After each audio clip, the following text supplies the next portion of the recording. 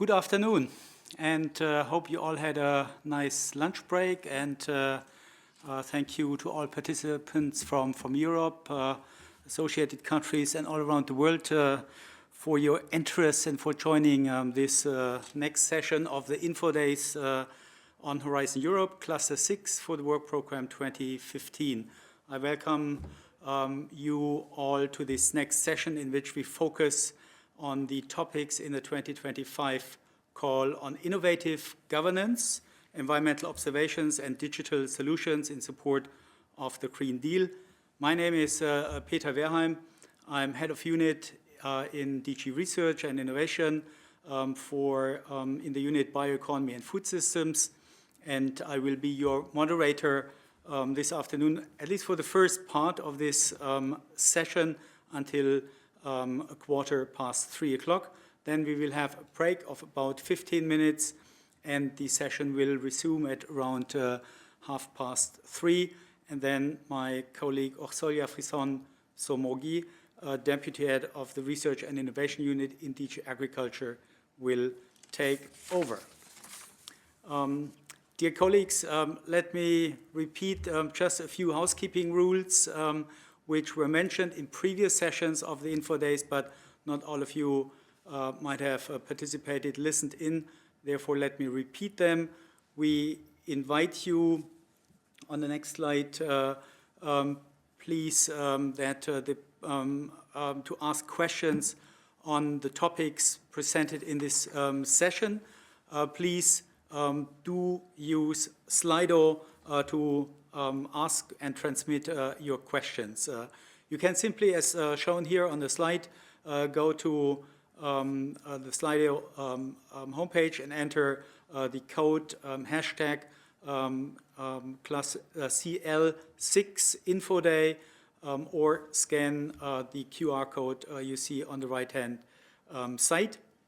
Then you also have to select the room on Destination 7, Innovative Governance, Environmental Observations, and Digital Solutions. You see that on the right-hand side. We ask you kindly to label the questions with the topic number.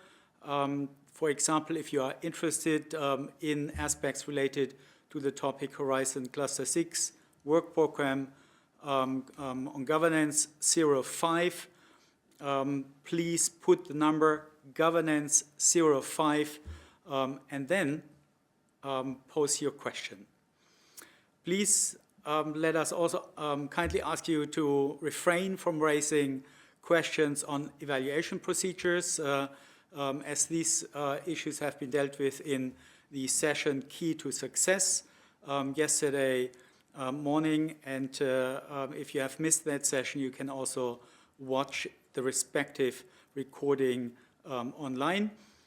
After the session, if your question has not been answered, please also redirect it to the Research Inquiry Service. We will then reply to you in writing. You can also check the frequently asked questions and contact your national contact points. Now, on the next session, slide, you see an overview of the 4 different headings in this call under this destination. We have the 4 headings: innovating with governance models and supporting policies, in which we have 7 topics: deploying and adding value to environmental observation, with 3 topics: digital and data technologies as key enablers, and then strengthening agriculture knowledge and innovation systems. Hence, there's a total of 14 topics. Before giving the floor to my colleagues who are joining me here, I will give you a short overview of the call for innovative governance, environmental observation, and digital solutions. As the title of this call suggests, it is relevant for various policy initiatives of the Commission. To that end, again, let me also refer to the introductory policy session we have had yesterday morning at the beginning of the Info Days, in which three directors from, together with Paul Webb from REA, provided a more detailed background on the relevant policies.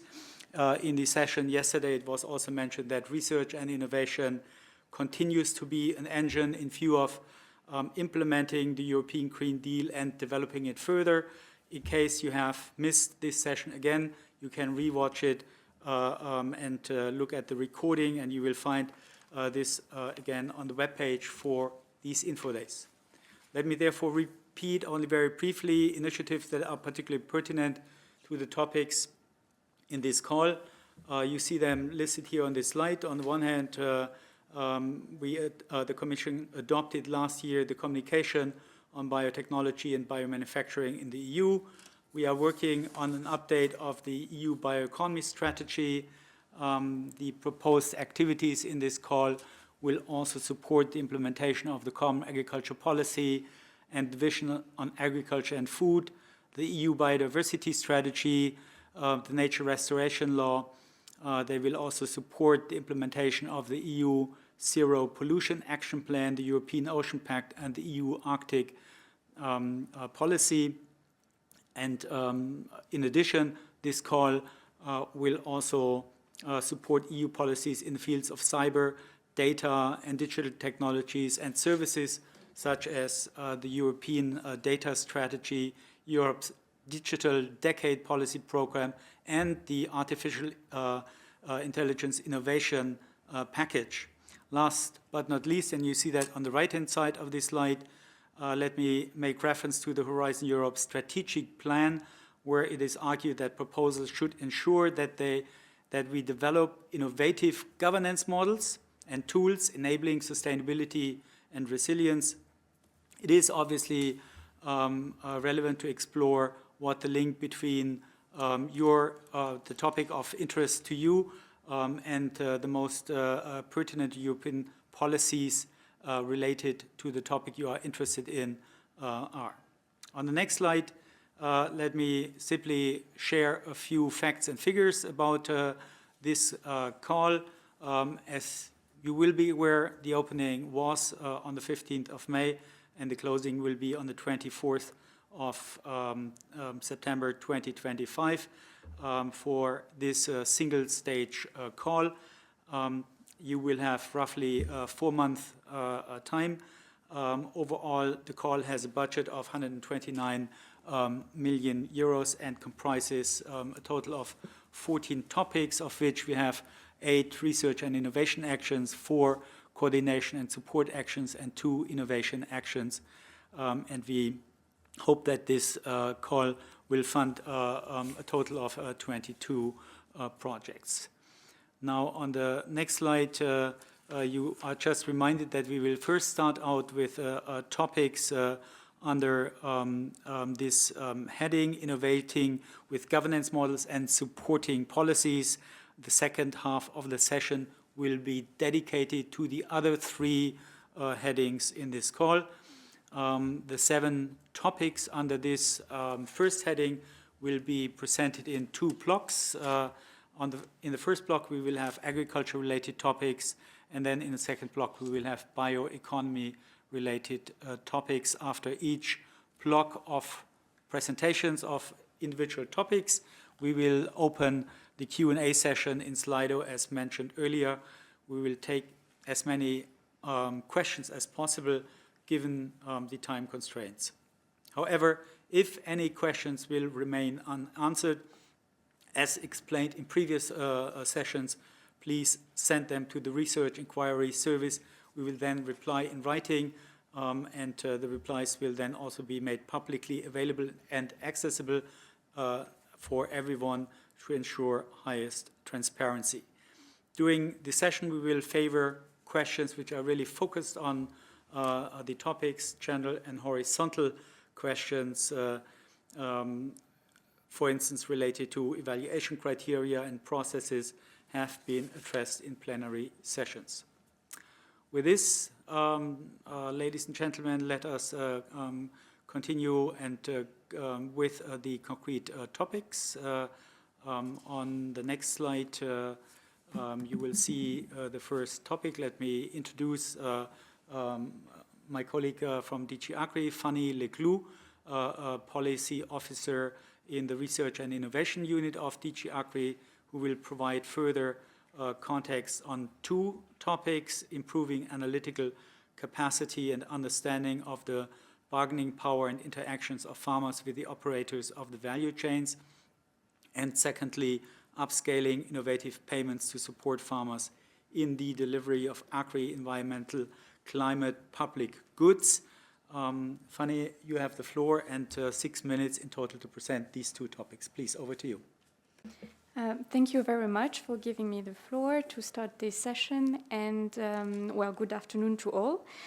So the first topic in this destination aims at advancing knowledge on farmers' bargaining power and decision-making power within agriculture and food value chains, and finding effective solutions to achieve a fair distribution of cost, price, risk, and economic value.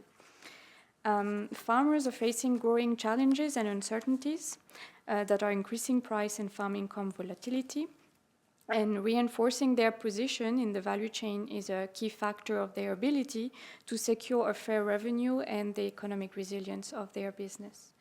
Yet our capacity to analyze the functioning of value chains remain incomplete and oversimplified in current methods and tools, and how costs and prices develop along value chains are often described as a black box.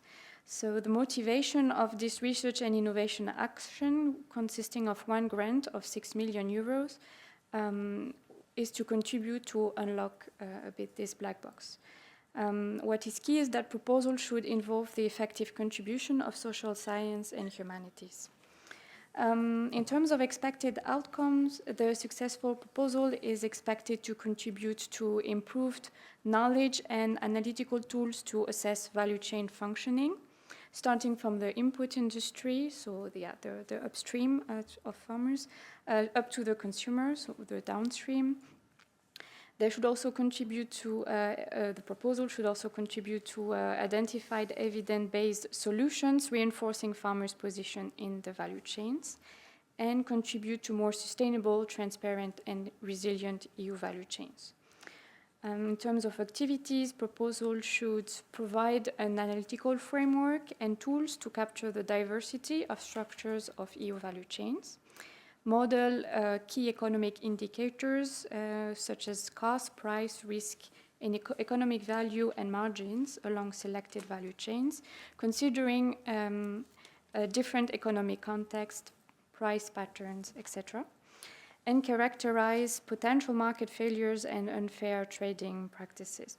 So the first part of the scope aims at collecting the evidence of what is taking place in value chains. Then a second part of the scope is about assessing what farmers' bargaining power is about.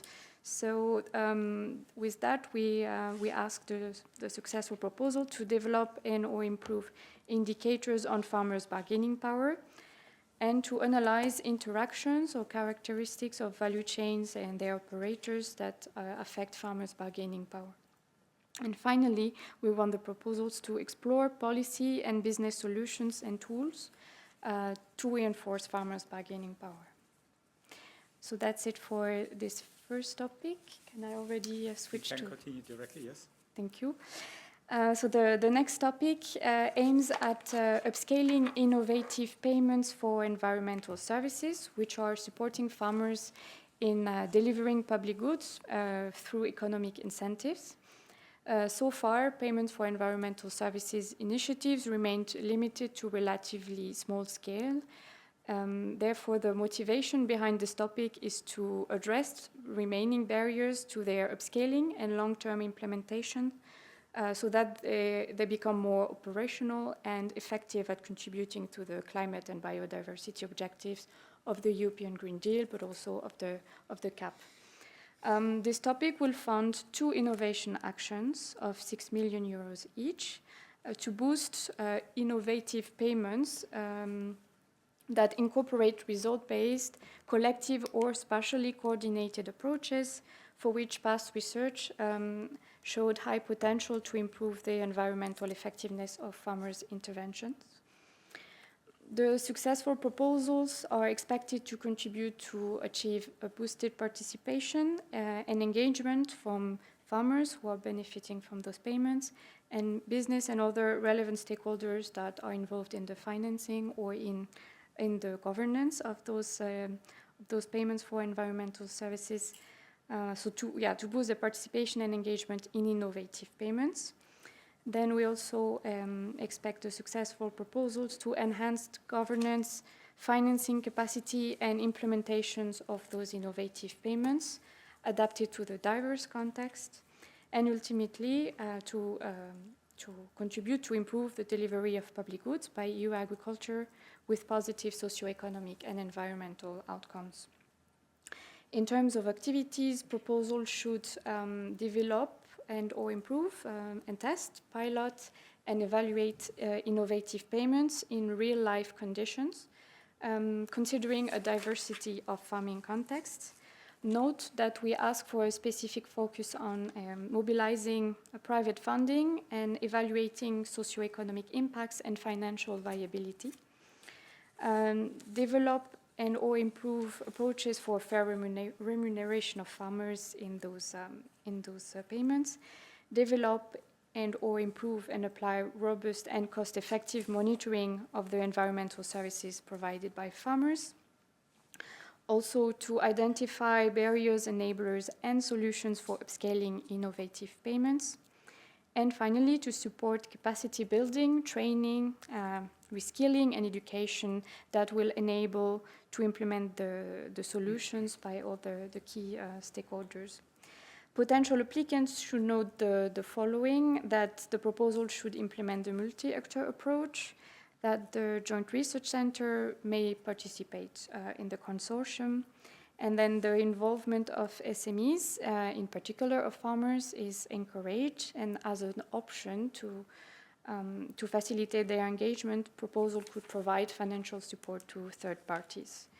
And finally, a topic should involve the effective contribution of social sciences and humanities. And thank you very much. That's it for me. Thank you, Fanny. Two very interesting and pertinent topics. Let us now proceed directly, and I'll introduce Maria Luisa Dal Pos, who is also a policy officer in DG Agri's Research and Innovation Unit. Maria Luisa will present the next topic on boosting the attractiveness of agriculture and the connection between the farming community and society. Maria Luisa, over to you. Thank you very much. And good afternoon, everyone. I have the pleasure to present topic Governance 03 on boosting the attractiveness of agriculture and the connection between the farming community and society. Let me give a little bit the rationale beyond this topic. This starts everything from the worrying data that we have on the steady decline of workforce in the EU agricultural sector, of aging novel farmers. So we see a critical need for improving the attractiveness of the sector, to attract young and new farmers, and of course, to keep them in the sector.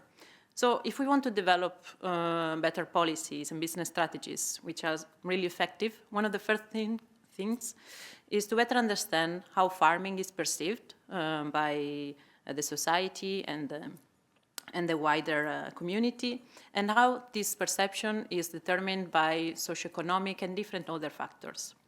And consequently, we would like to understand how this perception may influence the entrance of newcomers in agriculture.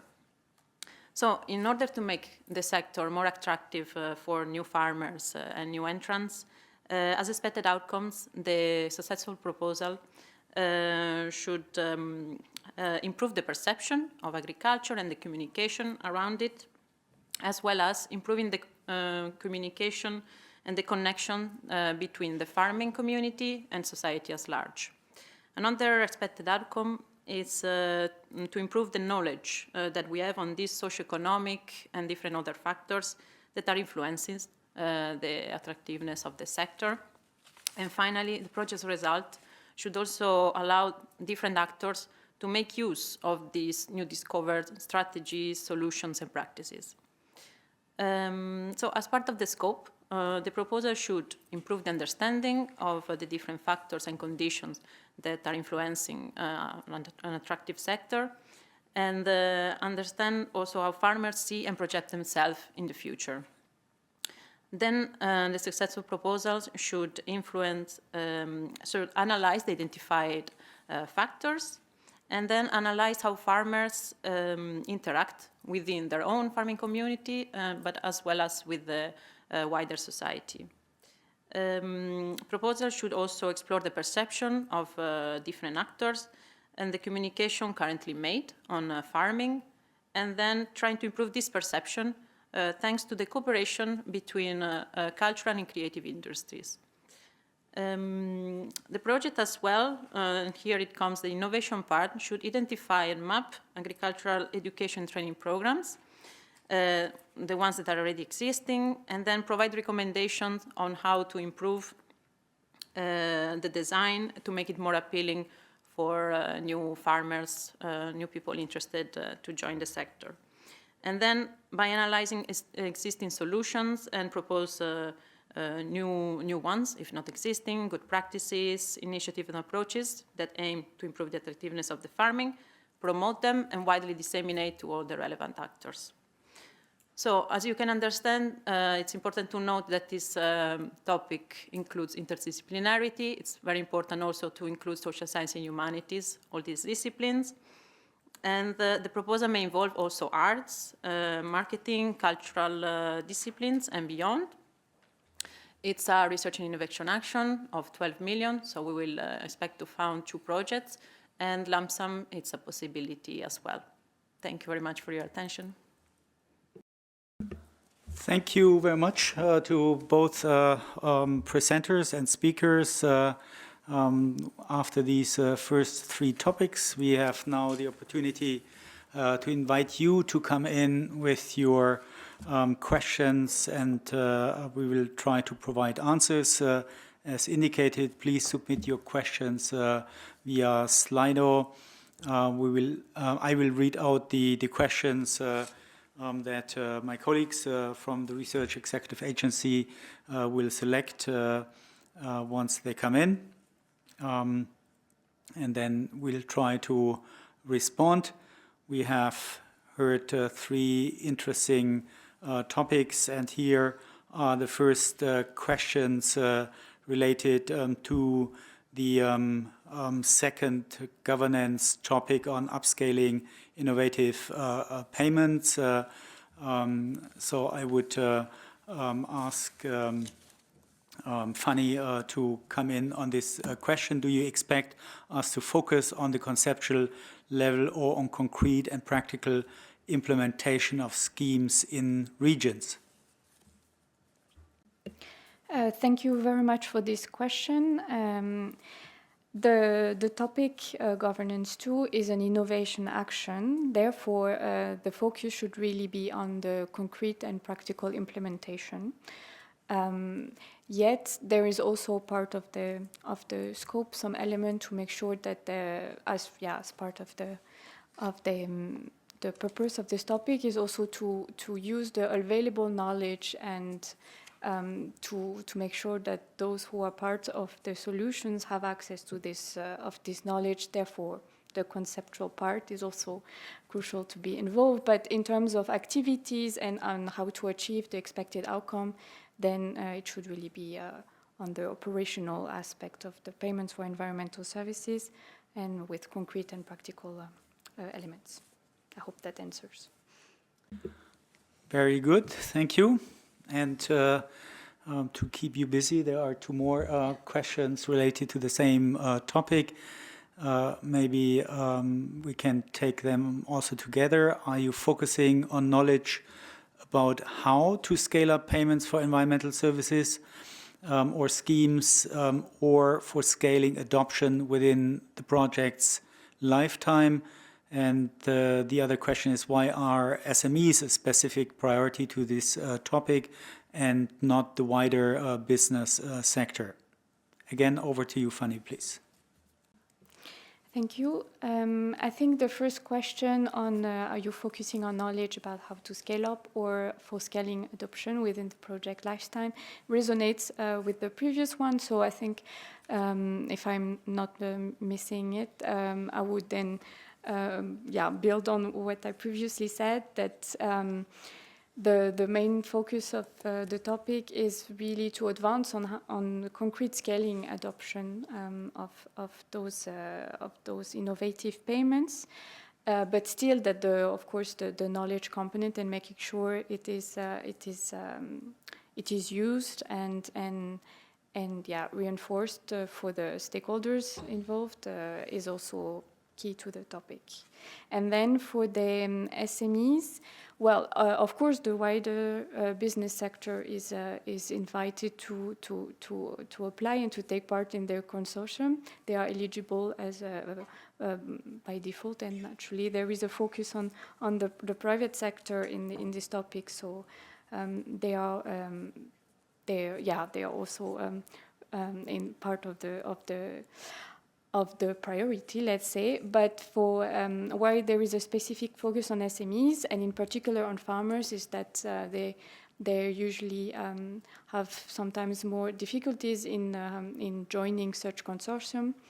So we are aiming to have a bit of a boost to facilitate their participation also through financial support to third parties. So I hope it addresses the question. Thank you. Yes, I think that was very useful. We have two more questions on your topic number 2. The next question is, what is the main reason for this topic to be considered as an innovation action? And then do the agri-environmental climate measures refer to EU policies, or the proposal can include similar schemes implemented beyond the EU, for instance, also in the United Kingdom? Over to you again. So for the first question, what is the main reason for it to be an innovation action? Well, there was in the past several research and innovation actions that have already built a significant amount of knowledge. And so with this innovation action, now we want to advance to the next step and also invest in making those solutions more operational and address the remaining barriers to upscale them. So this is really meant as also as complementary to what was done in the past. So that's for the first question. Then on the second, do the agri-environmental measures beyond the EU and similar schemes beyond the EU can be included in the scope? Yes, there are of course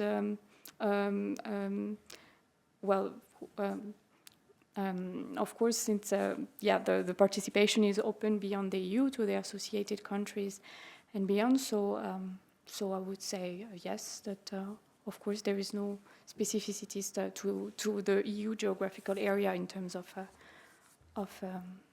those schemes. Yes. Thank you. So indeed, it's to develop the existing schemes further and improve them further. Last but not least, there is one more question possibly for you, but this is really a challenging, forward-looking question. Thank you for posing that question, but I'm not sure whether we can reply to it. Would you like to reply to this? Identify barriers and enablers has been mentioned, but the question is, can cryptocurrencies be one element in the study?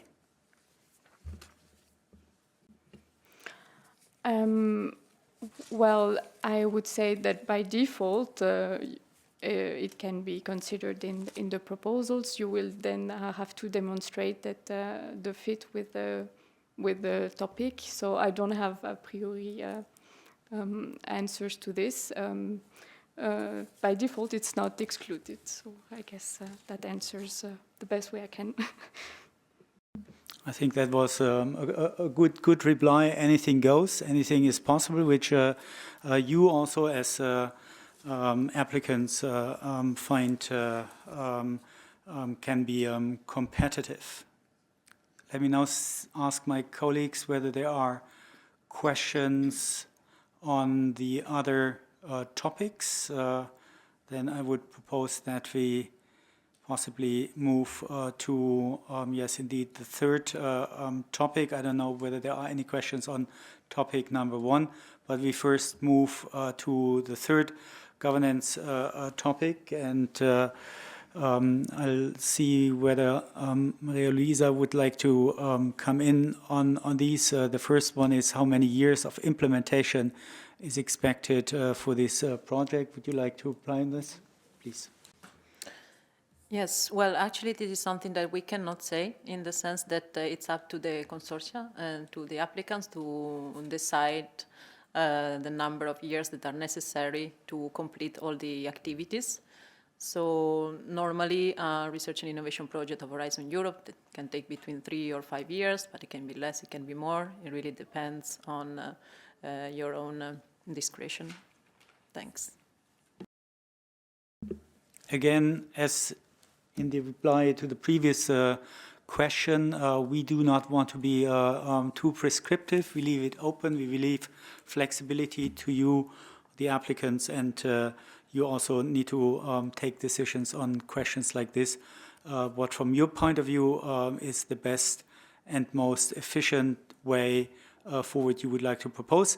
Next question on topic 3 is when talking about farming, we can consider both agriculture and raising livestock, correct? Or should the projects focus only on agriculture? Maria Luisa, I'm sure you have an answer to this question. Sure, thank you for the question, and indeed thanks also for giving me the possibility to clarify that indeed when we speak about farming in this topic, it means both agriculture and livestock. So indeed, when I talk about agriculture, it's meant as an economic activity and profession, and indeed it can include both options. So you are up to decide on which one, or if both, you can focus on. Thanks. Related to the broad range of agricultural activities and not on any specific subsector. Anything, again, is possible. The next question is related to higher education programs for future farmers, advisors, the main focus of the call to increase such programs' popularity. Would you like to reply? Yeah, so if I understand well the question, so first of all, yes, improving and mapping the higher education programs, it's on the scope of the future projects, and it's indeed, we can say, to increase the popularity of these programs if we want then more people to take them. So to try to make them, more popular, so people are more interested to get into farming, and then when the conception, it all starts by maybe trying to improve the design of these programs themselves. Thank you. The next question is related to that. And maybe what is behind here, I first read the question, can you elaborate on agricultural education and training? And what is the nature of these establishments? Public? Is it on higher education? So, for instance, vocational training against higher education. Can you also give a few more details on this, please? Sure.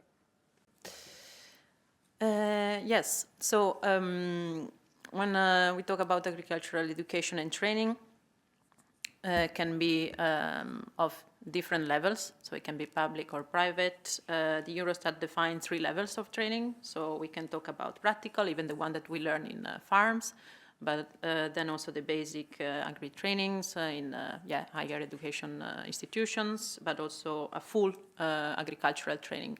So it really encompasses any type of training, even vocational and type of education. Thank you very much. More questions on this topic. There are two more, and the next one is related to the curricular. Are the new curricular innovations limited to new potential farmers, or can there be various target groups, including also broader education at primary school level? Okay, interesting question, but very nice. Thank you for that. So as the main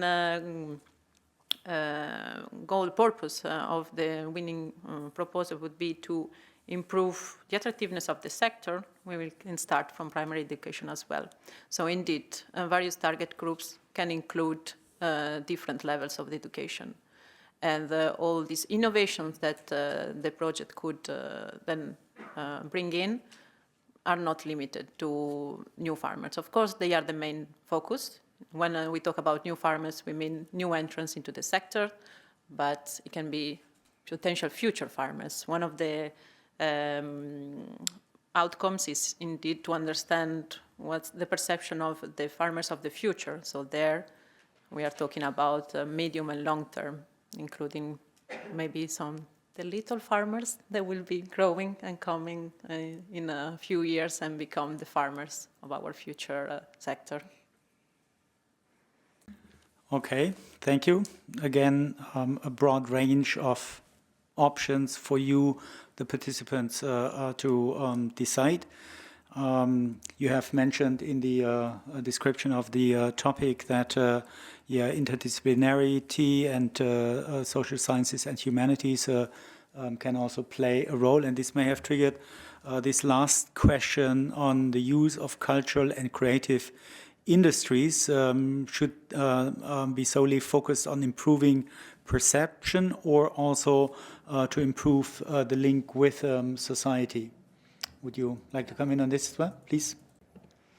Sure, and thank you for the question. I can clarify that the collaboration with cultural and creative industries, it's both for improving the perception, but also to improve the link. So the main outcome, it's the two aspects, boosting the attractiveness of the sector, so its perception, and also the connection between the farming community and the society, as I said. So indeed, all disciplines, including the cultural, arts, creative, are invited to be involved for this scope. Thank you. Thank you again. Showing that this is really a very wide range of possible disciplines that can be considered in this context. Now, after Fanny has taken a break, we'll come back to the first topic. There is one question related to the first topic on the bargaining power and interaction of farmers. And the question is the collaboration with supercomputer centers foreseen in the project, as this would be crucial, but it is greatly expensive. Any response on this? Thank you very much for the question. Well, applicants are free to implement to use tools and develop methods that sit best with what they want to achieve to address the expected outcomes and the scope of the topic. So I would say that this is open, of course, for your consideration, and that the fact that it is greatly expensive, then of course you also need then to fit your proposal with the budget which is on the table. So that is for your consideration to explore. Thank you. Excellent. Thank you to both of you for your replies. Quite challenging questions and good replies. The bottom line of your replies being that basically anything goes that is within the scope of these topics. You, the possible applicants, have hence a wide range of options, yes, focus it on the indeed expected outcomes. With this, I think we can move on to the next block in a very timely way. My colleagues from Research Executive Agency are saying, yes, timing is good. So we will now move forward to the second block and go back to the PowerPoint slides. The second block consists of topics related to the bioeconomy. The first two topics will be presented by my colleague Noah Sainz-Lopez, who is a policy officer in DG Research and Innovation in also the unit in which I am working, the unit for bioeconomy and food systems. She will present two topics directly after one another. The first topic is on operationalization of bioeconomy sustainability principles, and the second topic is then on exploring options to resolve land and sea use competition. Noah, the floor is yours, and you have 6 minutes to present the two topics. Over to you. Thank you, Peter. Indeed, I'm going to present two topics. The two of them are research and innovation areas and action topics. And I'm going to start with the first one, which is basically on bioeconomy sustainability principles. Overall, as already said at the beginning of the session, it should be in line with the European Green Deal, more specifically with the updated 2018 EU bioeconomy strategy, as well as the climate targets of the EU. And specifically, this topic is looking to the need of an economic system that acts within the planetary and social boundaries. The results of the project are expected to contribute to the following outcomes. One is a better understanding of bioeconomy sustainability principles for food and for other bio-based value chains in different contexts, environmental, social, and economic context. Secondly, an outcome of getting new knowledge captured on social sustainability in the bioeconomy monitoring systems, as well as an increased sustainable deployment considering these three sustainability principles.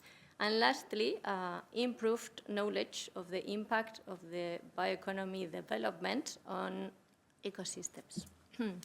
Moving into the scope of the topic and the projects, the first one is to develop or improve the sustainability assessment of bio-based and food value chains from land and also from aquatic systems, enabling better informed choices.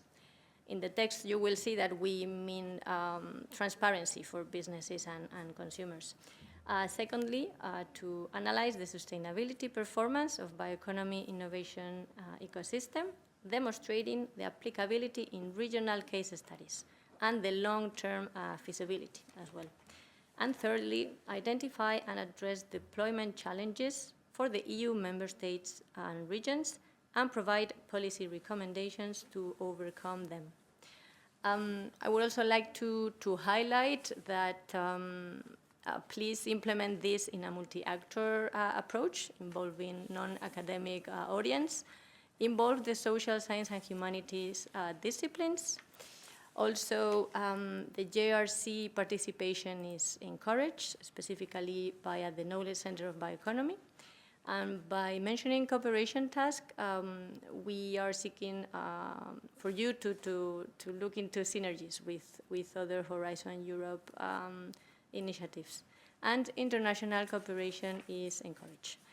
And last but not least, the budget of this RIA, it's 8 million, and the idea is to fund 2 projects.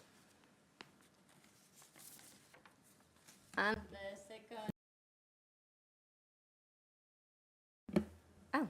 the second topic I will present is exploring options to resolve land and sea use competition. It is also a RIA. This time it's a 9 million euros one, also expected to fund two projects. So the overall context is a bit similar. It's also in line with the EU Green Deal and looking into the biodiversity and climate targets. Specifically, it is the need for effective policy mixes and a multi-level governance to enable this just sustainable transition with this complementary paradigm, which is the bioeconomy. The results of the projects are expected to contribute to these 3 outcomes. The first one is to identify the policies and targets implications on land and sea and its biomass use in the regional context. So more than one region is welcome. Also to further knowledge of trade-offs across environmental, social, and economic objectives in different regional contexts, and further development of deliberation tools, such as software tools, for better informed policy and decision-making. On regards the scope of this topic, the first one is to develop tools for integrated bioeconomy land and sea use assessments, considering the system, environment, economic accounting adopted by the United Nations. Also assess and develop coherent and integrated policy objectives to improve biomass use in different contexts, national and regional. Also considering the Joint Research Center so-called IBLUA, which means the Integrated Bioeconomy Land Use Assessment, which works at EU level. And lastly, demonstrate how tools could be implemented in a network of regions. As mentioned in the last topic, we encourage to implement this in a multi-actor approach. We also encourage the participation of the Joint Research Center via the Knowledge Center for Bioeconomy. We also would recommend to have a cooperation task and resources to seek synergies with other Horizon Europe projects or initiatives, and also build on the global resource outlook by the International Resources Panel, and if relevant, look into the catalogue of the European Strategy Forum of Research Infrastructure. And that's all from my side. Thank you. Thank you, Noah. And apologies for the many abbreviations in this slide, but they have been explained, and I hope they are clear to you, the participants. Let us now move forward to the next topic, and I'll invite another colleague, Giuseppe Pellegrino, who is also a policy officer in the bioeconomy team in DG Research and Innovation, to present the following topic, strengthening and connecting bioeconomy networks. Giuseppe, over to you, please. Many thanks, Peter.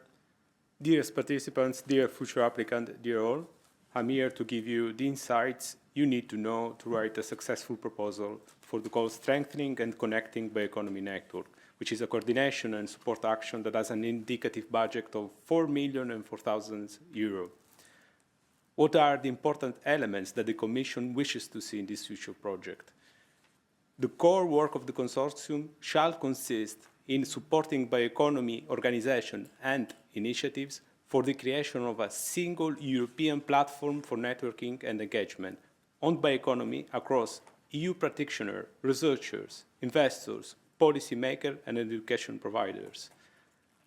Another very important task is the scientific and administrative support for international research innovation networks and initiatives on bioeconomy, especially for the International Bioeconomy Forum.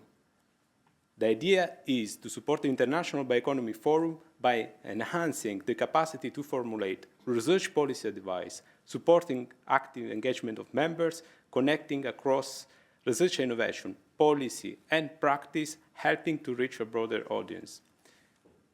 In addition, the project shall stimulate dialogue on bioeconomy solution initiatives and engage and train investors on the European bioeconomy to enable that the bioeconomy stakeholders to actively contribute to the objectives of the bioeconomy strategy.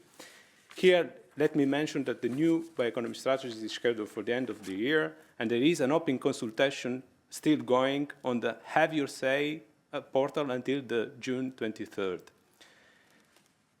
Another important task of the project is to support knowledge sharing and mutual learning, which are instrumental to improve deployment of bioeconomy solutions in Europe and international. This is where the project shall deliver. Best practices and success stories should become easily accessible for the relevant actors, both public and private entities. In this regard, the project shall develop communication strategies and collaborate with bioeconomy education initiatives and institutions, which are repository of knowledge and that can provide the necessary skills and knowledge, including to investors, to unlock the bioeconomy potential. Let me conclude with expected outcomes that the project shall bring to the society. The Commission wishes that the project will strengthen the network of bioeconomy stakeholders for a fast deployment of bioeconomy benefits and solutions. The Commission wishes that the work of the International Bioeconomy Forum activities are facilitated and improved. The Commission also wishes that the future project improves coordination of European bioeconomy initiatives by increasing the buy-in from all relevant actors and stakeholders, but also actors that are not currently represented. The future project is a very important project because it will connect the work of the European bioeconomy strategies with the public, with the stakeholders in Europe. I wish the best of luck to the future applicants, and I'm here to answer any questions you might have. Thank you. Thank you very much. Thank you very much, Giuseppe, for presenting this topic on strengthening and connecting bioeconomy networks inside the EU, but also in terms of multilateral cooperation.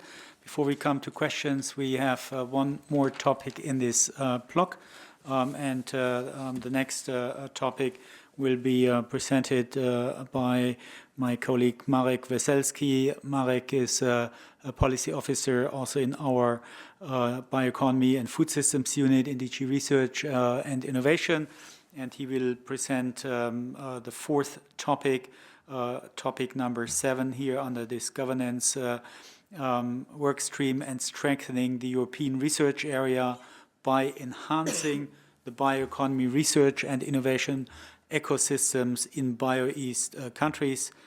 Marek, please, over to you. Thank you, Peter, for giving me the floor. Dear all, good afternoon also from my side.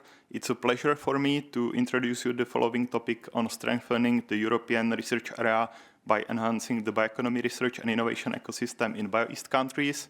It is a coordination and support action with an indicative budget €4 million. Under this topic, funding is planned for one project, and it has also been selected for a lump sum funding.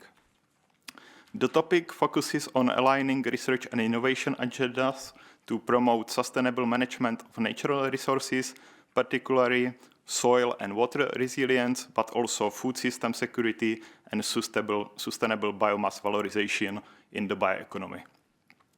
It also aims to enhance research and innovation capacities, not only sectoral, but also management capacities, while fostering ownership in Bio-East and EU accession countries with focus on Ukraine, Moldova, and the Western Balkans. The proposal should be able to mobilize the research funders, managers, and thematic networks from the macro region and create synergies between European, national, and regional level funds. The proposal should contribute to addressing the region's geopolitical research and innovation challenges by achieving coherence across research, policy, and funding instruments in the bioeconomy. To support effective knowledge transfer and good cooperation, consortia should include entities from EU member states with significant experience of managing joint research initiatives, such as research funding agencies. Also, collaboration with the BioEast initiative is anticipated to play a key role in achieving the project objectives. The proposal should also collaborate and ensure synergies with ongoing and past projects and initiatives, as well as the Circular Bio-Based Europe joint undertaking. Let me briefly conclude with the expected outcomes that the project shall bring. First, improve research and innovation capacities in the bioeconomy by strengthening soil and water resilience, enhancing food system security, and promoting sustainable biomass valorization. Second, improve coordination and collaboration among stakeholders across various levels to address regional challenges, promote climate neutrality, and foster the bioeconomy.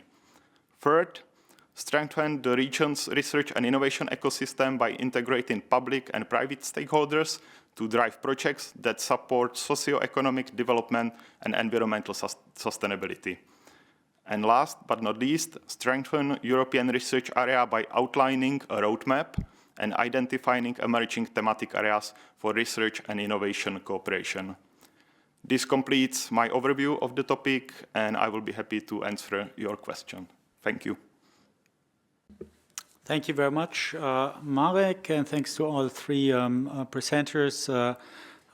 We now have about 20 minutes time to reply to your questions on these four topics, all of which are related to the bioeconomy. The first two topics are RIAs, and the last two topics are CSAs.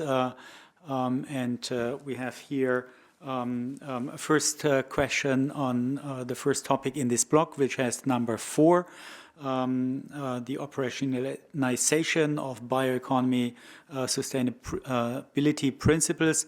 And the question is, third outcome bullet point, Europe, should we understand it as all 44 European countries or just EU countries? Thank you for clarifying. Noah, would you like to respond to this? Thank you for the question. The third bullet point reads as follows.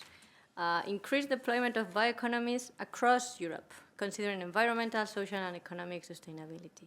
So it says across Europe, not all European or EU countries or Europe countries. So not necessarily. It would be too ambitious. This would imply a huge consortia. So no, we are not looking into all 44 European countries. Just a reminder that Horizon Europe goes beyond the EU and has associated countries, but not all 44 European countries. It's also a reminder that the topic mentions the regional context. So it would be almost impossible to have one project or two projects looking into all these regions. Thank you.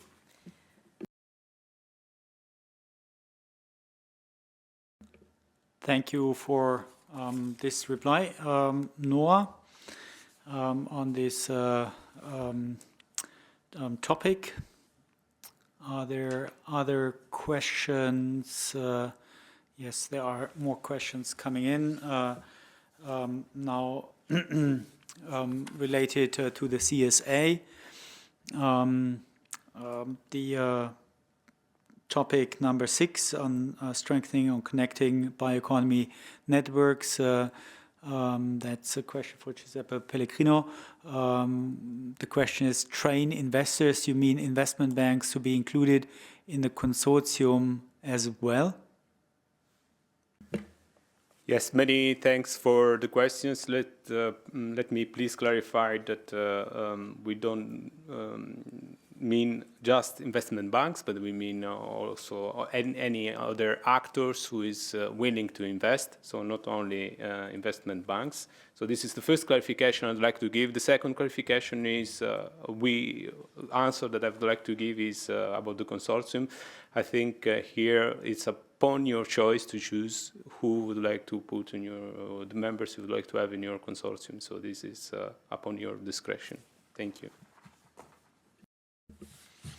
Thank you for that clarification. There are two more questions related to this topic. The next question is on circular economy startup villages. A call from 2024 is covering most of same aspects as this call, but no references to them. Should we build on it? Again, Giuseppe, over to you if you have a reply to this. Yes, many thanks for these questions as well. I had a look also, obviously, when I wrote the topic about this as well, the Circular Economy Startup Village, which is indeed, there are many similar objectives. But what is really missing in this Circular Economy Startup Village is the creation of a single European platform. This is one aspect. And I think this project is mentioned in the questions, the call that is mentioned in the question, there's no reference to international research and innovation initiatives. So this is the first two elements to consider. And then, yes, please do build on it if you think that there are important elements that come from innovation. The call is about Startup Village. Please do build on it. Please do consider on this. But please remind that you need to stick to the text call as well. Thank you. Thank you for that reply. I think that's also a generally valid reply. That of course you are invited to build on existing and previous projects in this area and take the next steps forward. There are two more questions, or one more question. Should projects build on the 2021 governance CSA project that is just finishing, or proposals are free not to build on those results of the previous CSA? So that's a related question again. Over to you, Giuseppe. Okay, thank you also for this question. And here I'd like to give a similar reply to the previous one. The two projects coming from this call are well known to us. It's Robin and Biomodel for Regions. They are important. And nevertheless, the call that I presented today goes over the scope of these two projects. So if there are important elements related to regions and there are good results and you think that this should be used in your proposal, in your future project, yes, please do consider this as well. Thank you.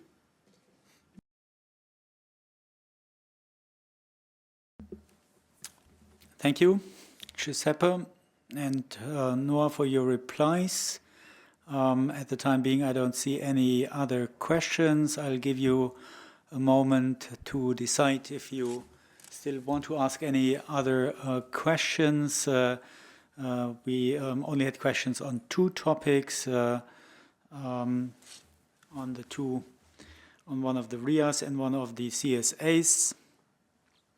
Do you have any other questions on any of the other topics that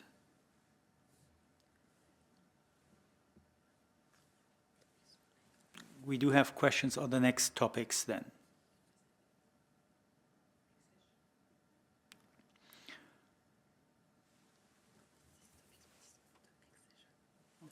Okay. So the other questions we have are referring to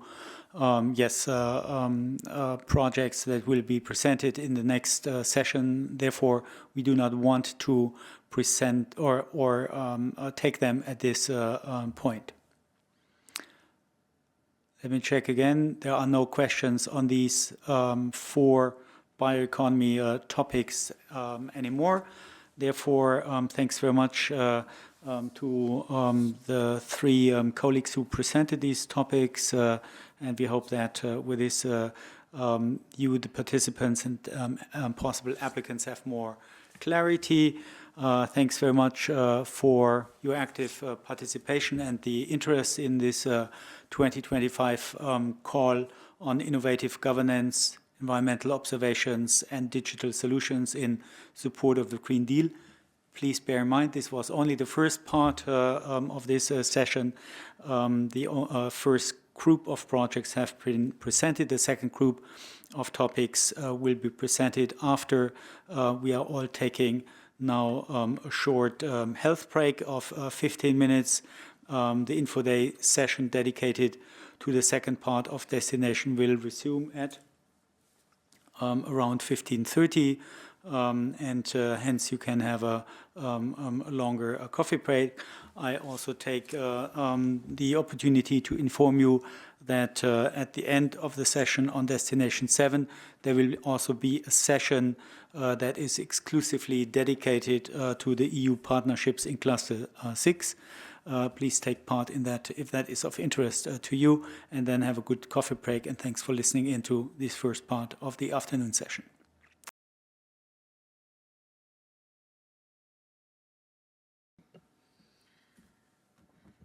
Good afternoon. I would like to warmly welcome the participants to the second part of the session dedicated to 2025 call on Destination 7, Horizon Europe, innovative governance, environmental observations and digital solutions in support of the Green Deal. Thank you. I am Osia Frison-Somogyi. I am acting head of unit in Unit F2, DG Agri, and I will be your moderator for the second part of this session. I will give some housekeeping rules. I think the slides are still on.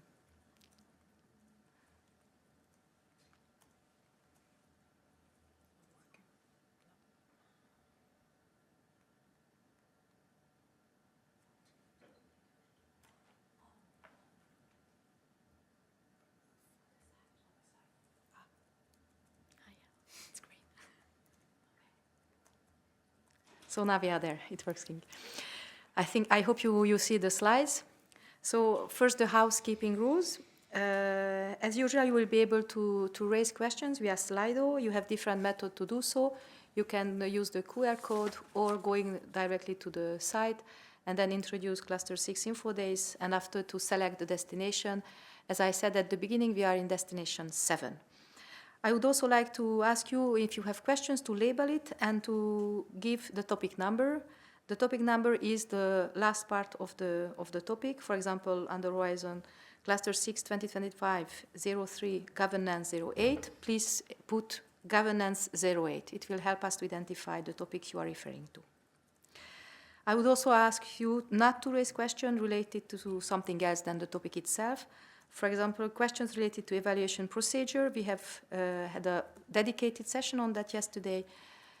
So please here, do not use the Slido questions on evaluation-related questions. After the session, if your question has not been answered, please consider checking the available guidance and frequently asked questions in the EU funding tenders portal. If you don't find the answer, you can submit your question to the Research Inquiry Service, and there we will reply you in writing. And anyhow, you have the opportunity, of course, to contact your national contact points with any questions that you might have. So now let's go to the content. As I said, it is the second part of the discussion on Destination 7. And in the second half of the session, dedicated to innovative governance, environmental observations and digital solutions in support of the Green Deal, we will discuss two headings: deploying and adding value to environmental observations, where we have 3 topics, and digital and data technologies as key enablers, where we have 1 topic.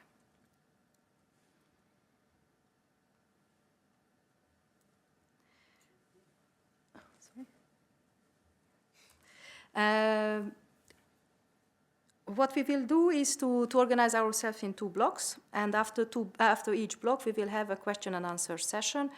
where you will be able to raise your questions. As I said before, in case something is not answered or you need further explanation, you can turn it into Research Inquiry Service. And so now I will just right now turn to the first topic, and I will give the floor to Franz Miller from RTDB3. He will cover, in fact, two topics related to environmental observation, topics number 8 and number 9. Please, Franz, the floor is yours. Thank you, and welcome everybody. Thanks for joining this session. So the first topic I'd like to introduce is topic 08, effective environmental observing systems and associated governance. The implementation of international environmental agreements need effective and efficient observing systems to monitor what is actually happening out there. So, for example, the emissions from atmospheric the emissions and atmospheric concentration of greenhouse gases is important with view to the Paris Agreement, or ozone-depleting substances we need to know with regards to the Montreal Protocol, where they are emitted and how is the concentration in the atmosphere. So we need to observe them, and when I talk about observing systems, what I mean is really integrated systems that may involve satellite remote sensing, as well as in situ or other remote sensing systems. The setup of those systems and the sustainable funding and the operation, as well as governance of those systems, is a challenge. It involves usually many actors, many political levels from local, national, regional, and international level, operational services, science, and so on. And that makes it quite complicated. Therefore, it is of high importance to do some research on how such systems are efficient in both their operations but also in their governance. And that's the key goal of this topic. So with this action, we want to provide a tool that helps optimizing such systems based, for example, on observing system simulation experiments or other methods. A key to this topic is also to identify not only technical but also socio-economic, cultural, geopolitical barriers that hinder the effectivity, interoperability, accessibility, or exploitation of environmental observing systems.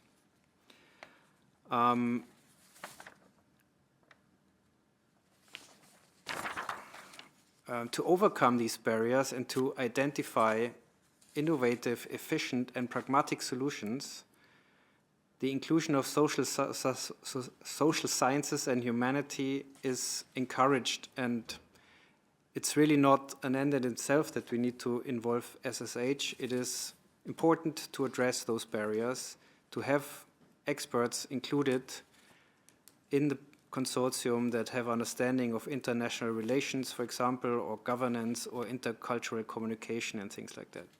So that needs to be, I think, involved. The tool the methodology that the project is developing should be demonstrated in 2 use cases, and that's the one referring to the international agreements that I mentioned before, so greenhouse gases and ozone-depleting substances. While it's important that we really want the methodology to be also transferable to other observables or to other things that we need to observe. International collaboration is, of course, very important for this topic and should be included. So that's what I'd like to say about this topic. The next topic, so next slide, please, is Governance 09, delivering Earth intelligence to accelerate the green and digital transition.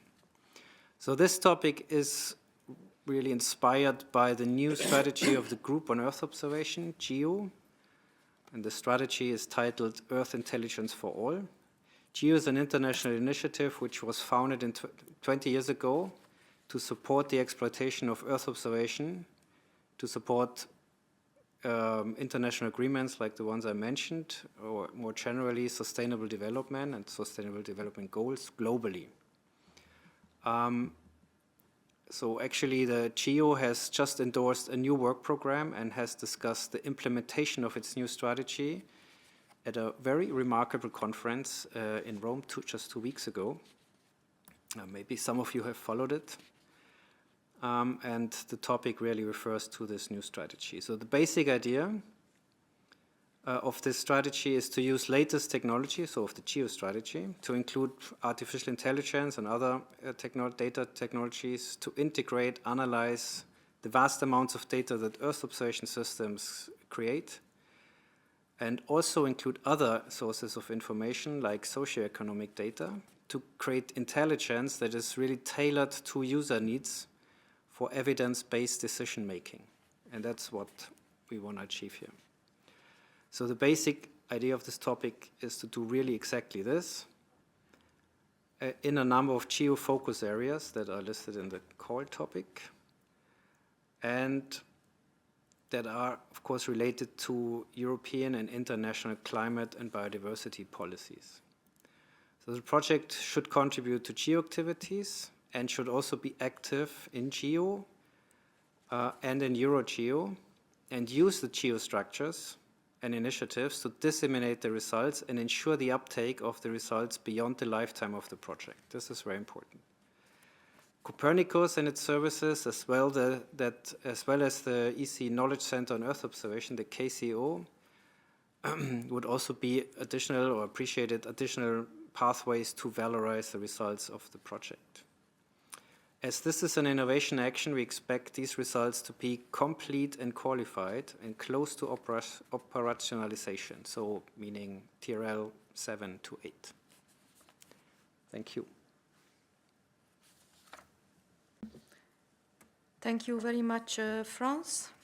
And now let's go to the last topic in this first session.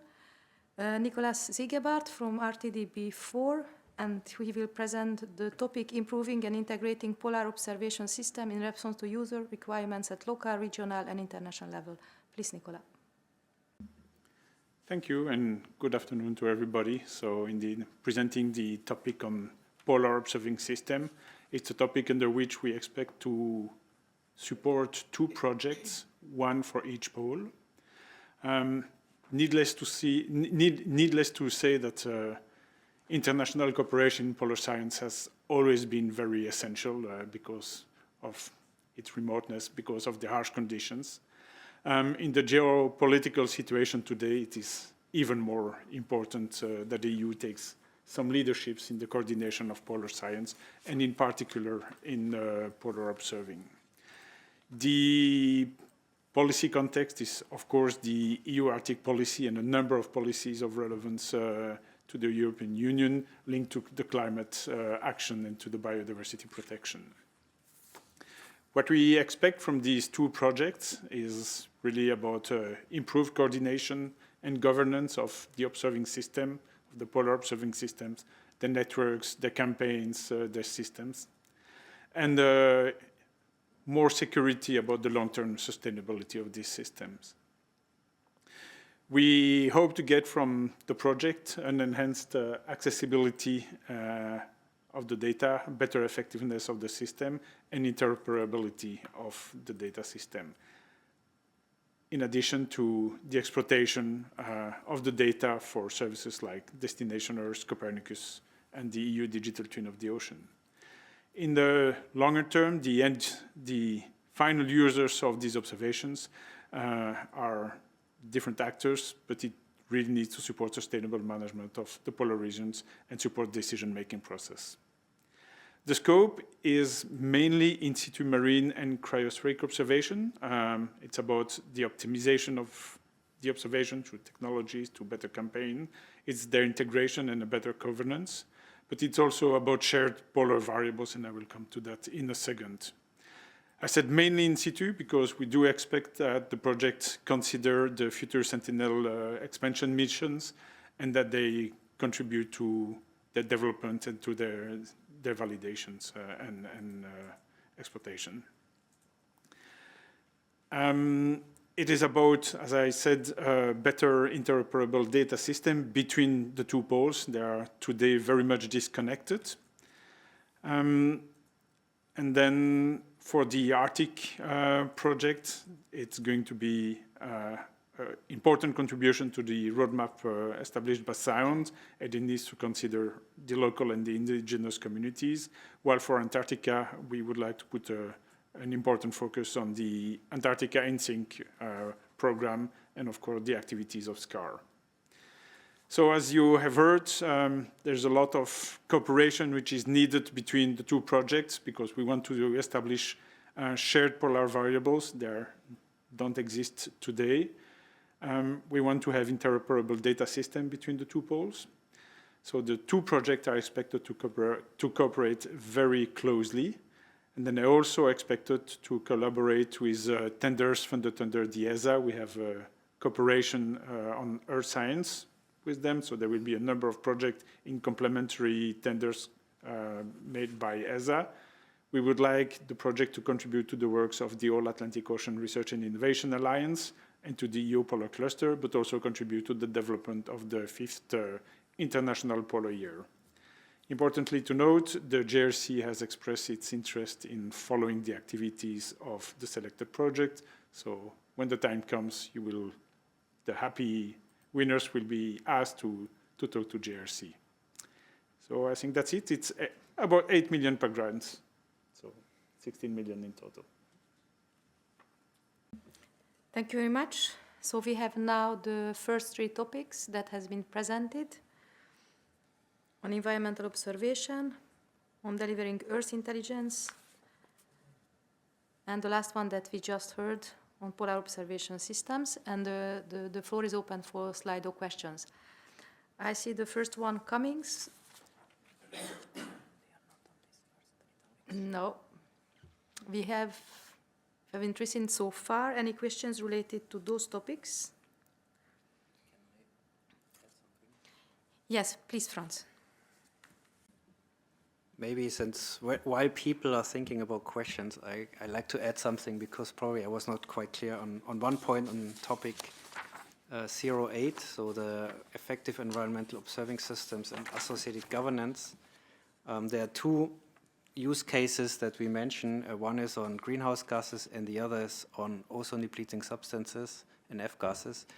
And the project should choose one, the proposal should choose one, address one of the 2, not both. So that's just to make that clear. Thank you very much, Franz. In fact, it is very, very important.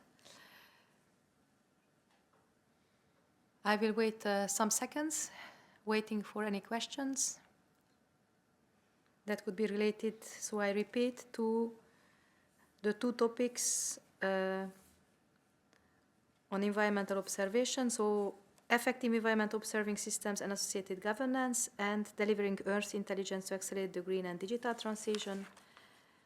And the third one is improving and integrating polar observation system in response to user requirements at local, regional, and international level. It seems that everything is clear.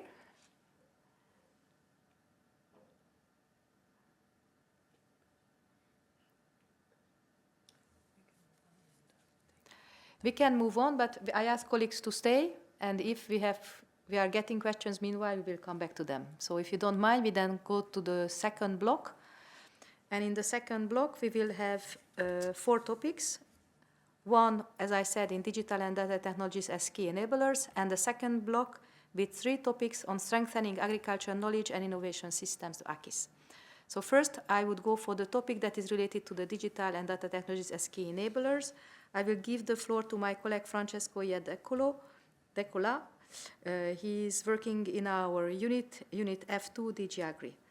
And the topic that he will present is the topic governance 11, enhancing sustainability and resilience of agriculture, forestry and rural development through digital twins. Please, Francesco, the floor. Thanks a lot for the introduction. So I will guide you now through the topic. This topic is a research and innovation action with a budget of 12 million aimed at financing the development of 2 initiatives. This topic aims at leveraging the opportunities offered by digital data technologies for rural communities, farmers and foresters, thus contributing to the objectives of the Common Agricultural Policy, the Green Deal, and the long-term vision for rural areas. The initiatives are expected to help the targeted stakeholders to meet sustainability and climate adaptation objectives, while enhancing rural economy and resilience through digital twins. As expected outcomes, rural communities are supported in their efforts to increase the attractiveness of rural areas and related economic sectors, including at least agriculture and forestry, but also strengthening collaboration between public and private actors, enabling data and evidence-based policymaking, as well as improving monitoring and foresight capacities. In the scope of this topic, the proposals are expected to design, prototype, and test digital twins to achieve sustainability and resilience goals for rural areas and related key sectors. In the scope of the topic, you will find also the development of a web-based platform hosting 3D models of the digital twins, allowing the end users to access information on selected elements of the cultural, historical, and natural heritage for promotional purposes, while enabling a feedback mechanism for residents, thus promoting forms of smart governance. The project are asked also to measure cost and benefits linked to the deployment of digital twins, including enablers and barriers to their uptake. Moreover, the projects are expected to provide research, business, and policy recommendations, and to support training and capacity building for local administrations and rural actors. The multi-actor approach is expected, involving, for instance, the end users of these technologies, but also universities and research organizations. The gender dimension is to be considered, as well as social sciences and humanities. Financial support to third parties is foreseen up to 30% of the EU budget, with a ceiling of €60,000 per entity, to develop, test, or validate the solutions, and also for any other contribution that can help the project to achieve the project objectives. In terms of scope, geographical scope and coverage, we would expect different pedoclimatic zones to be considered, but also different types of villages and farming systems. The GRC may participate in the implementation of the activities, and expected TRL by the end of the projects is indicated as 5 or 6, meaning the technology is validated or even demonstrated in the relevant environment. Thank you. Thank you very much, Francesco.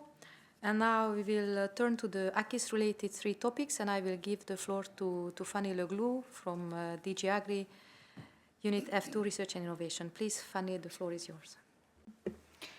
Thank you very much.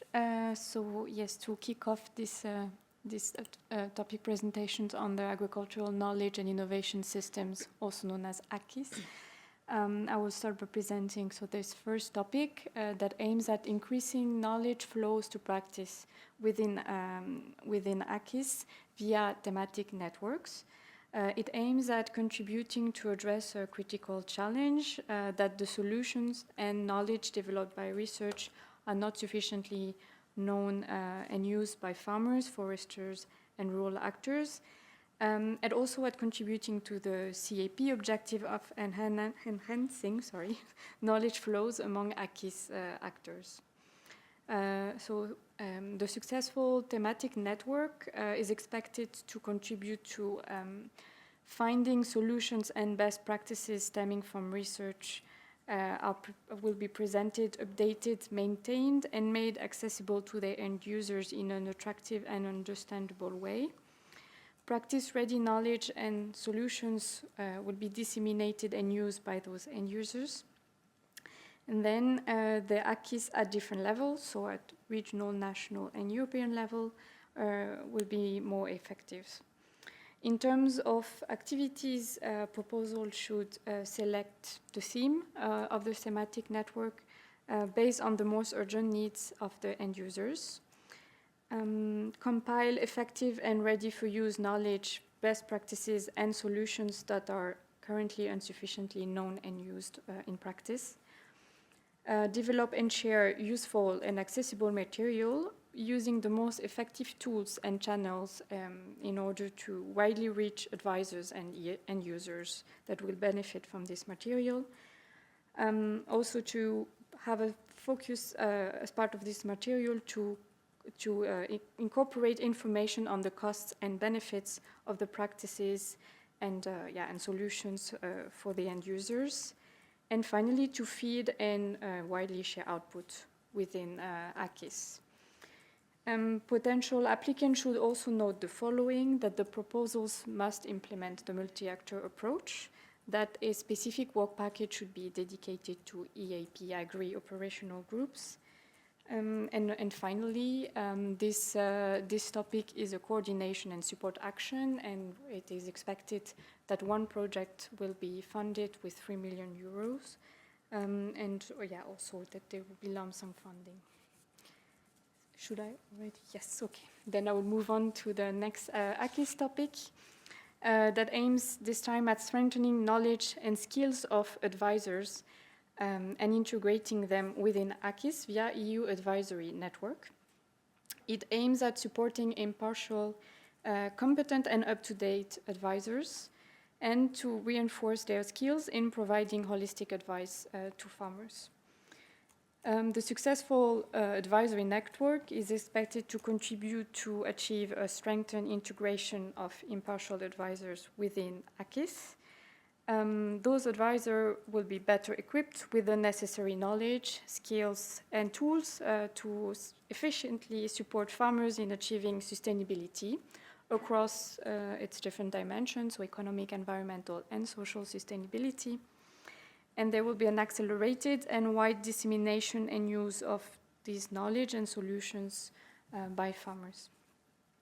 Proposal should then strengthen impartial advisory services with more networked structures within member state ACIS, as well as more effective interactive working methods and tools.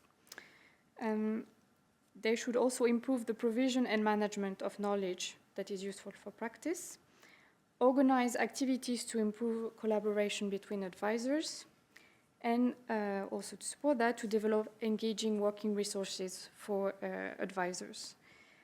They should also promote the interactive innovation model via practical examples, training, and regular communication on innovation needs bottom-up. And finally, they should develop and maintain an online platform that would serve as a reference point for EU advisors and their service users. Important point also for this topic is that, again, proposal should implement the multi-actor approach.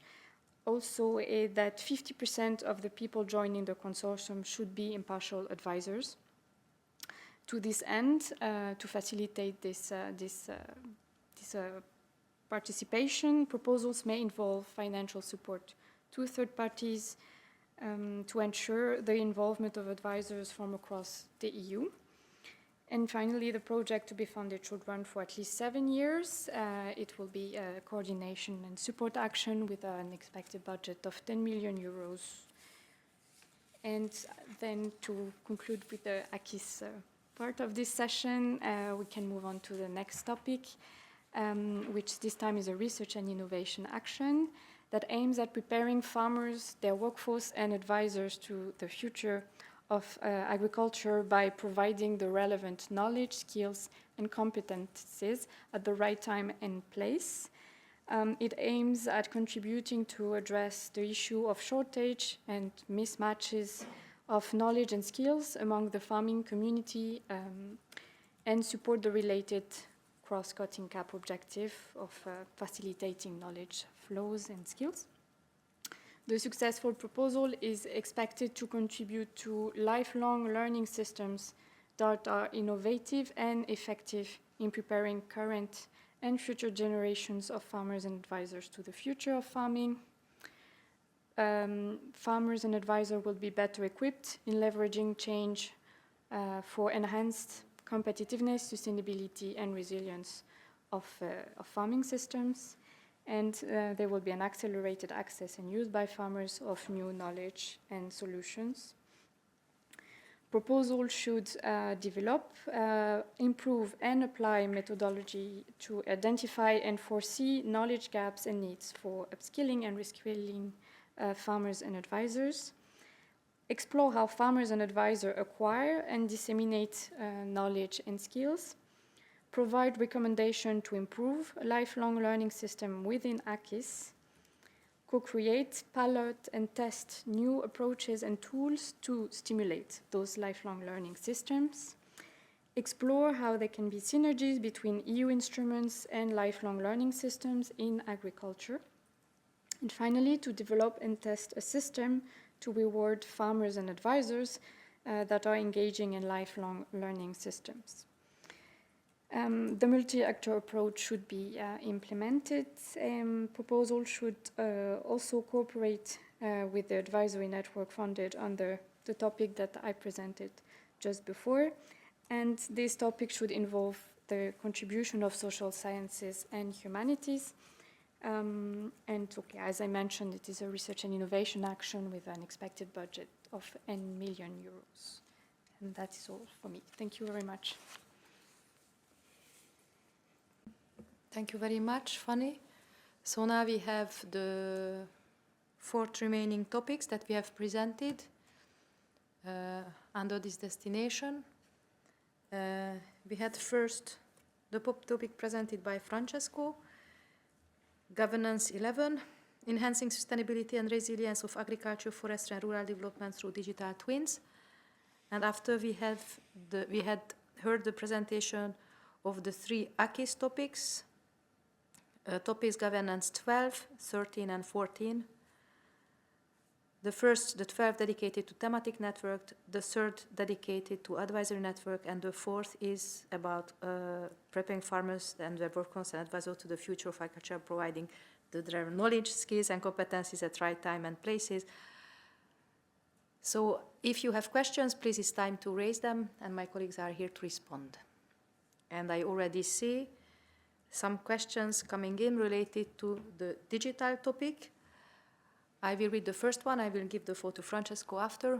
How detailed should be the 3D replicas, aiming for a great detail, a size of windows, pavement, heights and texture, or a more abstract option? Thank you for the questions. So the first one related to the level of detail, this really depends also on the applicant's proposal, as long as it is justified. So we really want the projects to develop something that is relevant for the context and the use of the digital twins. So I believe that is really up to the applicants to define the level of detail.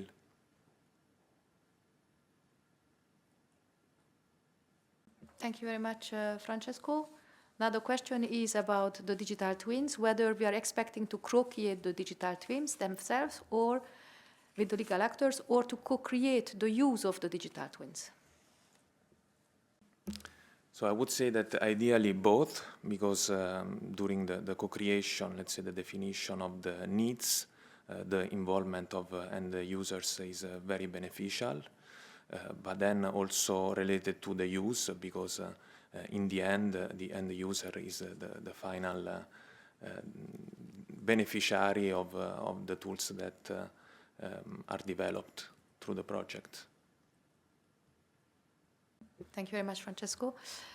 And the next one is about the specificities of the digital twin. So how digital twin is defined in the call, and what is the size of the pilot rural areas?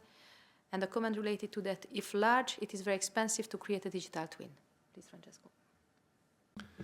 Thank you for raising this question. So when it comes to the definition of digital twins, also from the literature, you will see that it is a virtual replica of a physical environment with different degrees of integration, can be used to represent let's say, a physical system and interact in both directions. So it can be used also not only to represent a physical system, but also, for instance, to use automation to, let's say, perform certain actions.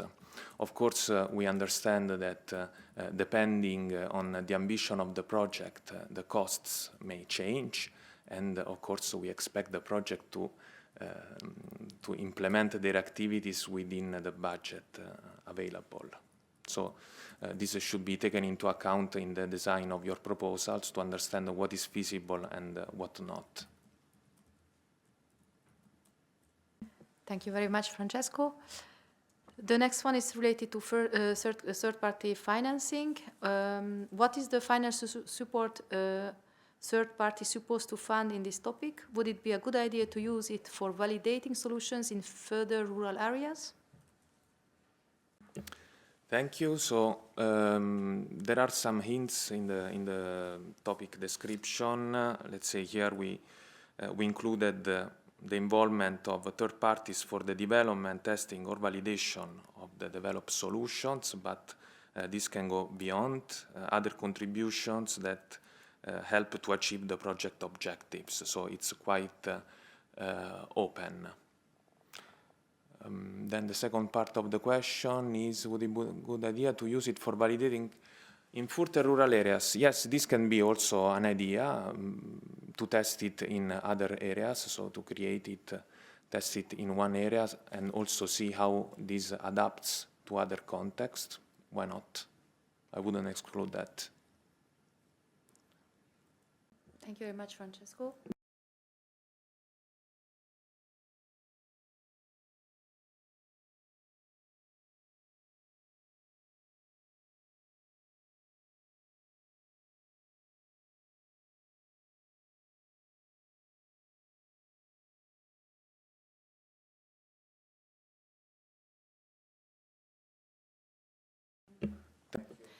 And the next question is about involvement on GRC. Is GRC supposed to be involved in the proposal already or later only if projects are funded? Thank you again. I think we covered this already in previous sessions, but the idea would be to involve the GRC only once the proposal is awarded, so rather than approaching them in early stages of proposal preparation. Thank you, Francesco.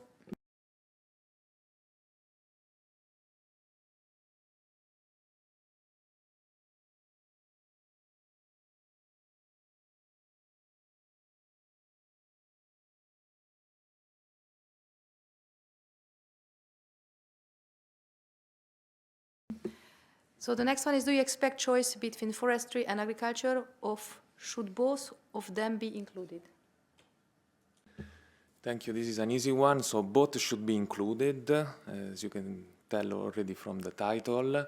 But this means that we can even go beyond that. So if you see that on top of agriculture and forestry, the specific village relies on other types of economic activities which could benefit from the adoption or testing of digital twins, additional use cases are welcome.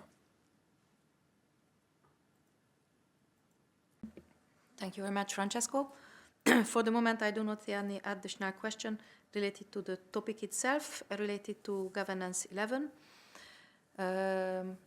We will now wait for the questions, whether we have any questions related to topics governance 12, 13, and 14, and I already see questions coming in. So first is related to governance 12, so related to thematic network, ACIS topic thematic network. The question is whether can we concentrate on one theme, for example, water, or does it have to be a general solution in ACIS? Please, Fanny.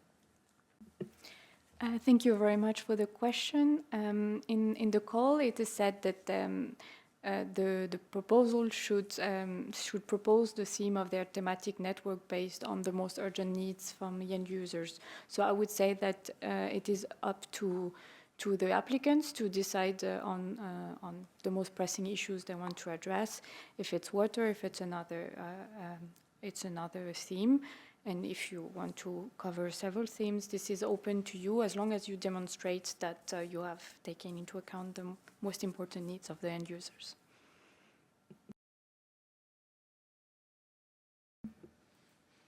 Thank you very much, Fanny. I see a question related to topic governance 14. Can a deliverable be renewed? Lifelong learning programs already delivered at education institutions. How much the call is intended to see practical solutions? Please, Fanny. Thank you again for the question. I hope I understand it well. So I will try to provide a general answer that if you refer to maybe past material that you are aware of until you think fit with the scope, it is also, of course, very, very important to consider the already available knowledge and to capitalize on it. So you can consider it a bit as your as the basis to be incorporated in the research and innovation action.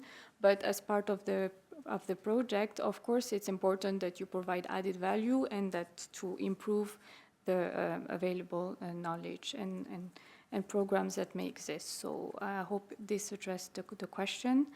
And on how much the call is intended to see practical solutions, this is a RIA, so there is the research component, but also very much that there needs to be the solutions developed needs to really focus on the practical needs, and there is quite a lot of emphasis in the call that it should focus on the practical solution. So yes, I hope it addresses the question. Thank you. Thank you very much, Fanny.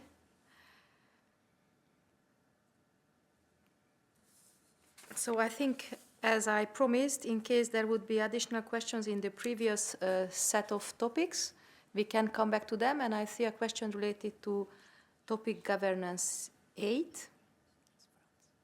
And the question is, can the proposal address both greenhouse gas emissions and gases? Are science communication and dissemination also important? And Franz, please take the question.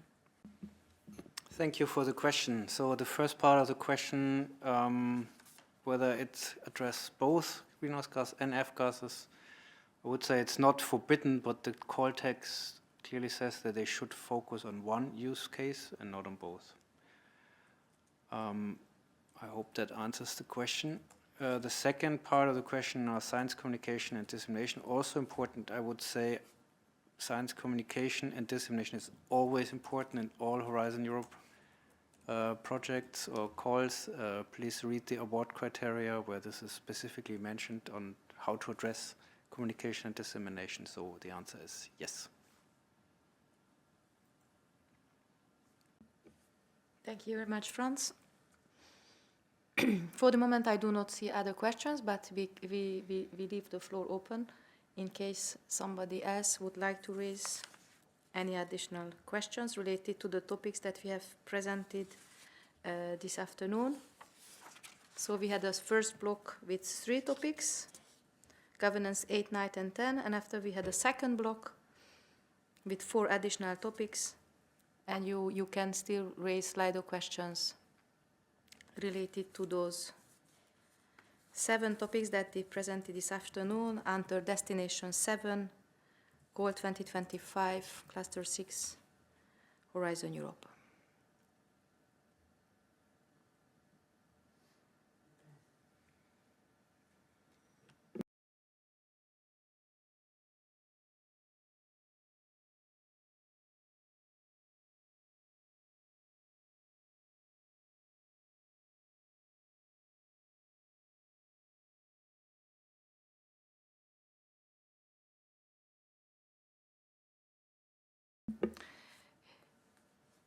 We do not get any additional questions, so it is the end of the question and answer part of our session. Thank you very much for the very active participation. Thank you very much for my colleagues for the presentation of the different topics. I would just like to remind the audience that we have still a session dedicated to partnerships that starts at 4:30 in case you would like to participate. And maybe to recall before closing, the opening date of the and the closing date of the calls, and then I think that would be all from my side. Thank you very much, and hope that you will participate to our calls and present an application. Thank you very much. Bye bye.